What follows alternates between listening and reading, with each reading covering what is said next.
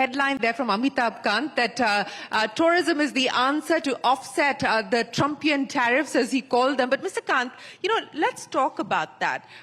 In 20 days, if nothing changes, then India is going to be hit with a 50% tariff. Now, you talked about competitiveness. Where does that leave India's competitiveness? And what can be done to offset the impact of that tariff? I understand trade diversification. We're also talking to the EU. We're talking to other countries as well at this point in time. But, in the list of priorities, in the order of priorities, what should we focus on to ensure that we don't lose competitiveness once we are hit with those 50% tariffs, if we are hit with those 50% tariffs?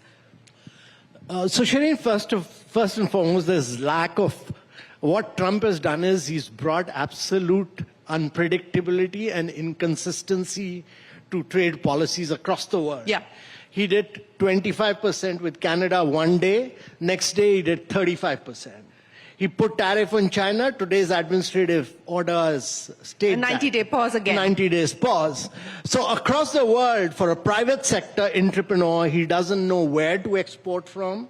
For a textile exporter, whether he should be exporting from Cambodia, Vietnam, Hong Kong, or India, he doesn't know. It's difficult to work out the tariff rates, and where to invest is even more difficult. So, absolute unpredictability and inconsistency of policy. And I think none of us know the response to what it will be 20 days later.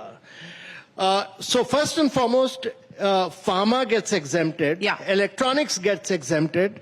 What gets hit is textiles, seafood, etc., etc. But I am quite hopeful that India should be able to arrive at a win-win situation with the United States at the end of 20 days.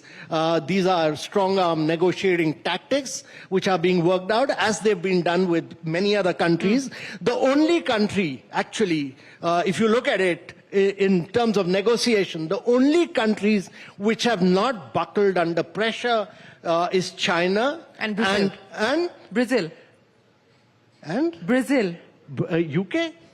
Well, UK's got a deal. UK got a very good deal, 10%. Yeah. The only other country, Brazil. Brazil's got a 50% duty. Also. And India. So I think one thing I'm very clear about is that India should not succumb. India should not compromise on its strategic autonomy, because if you compromise now on your strategic autonomy, you'll keep succumbing. And you need to hold firm on this, because you may lose this battle, but you have to win the long-term war. It's very important to win the long-term war. And the long-term war is that 25 years it's taken you to build up a relationship with the United States. It's also important to understand for all of us that United States is the only country in the world which actually holds 26% of the global GDP, 48% of the market capitalization with 4% of the market share.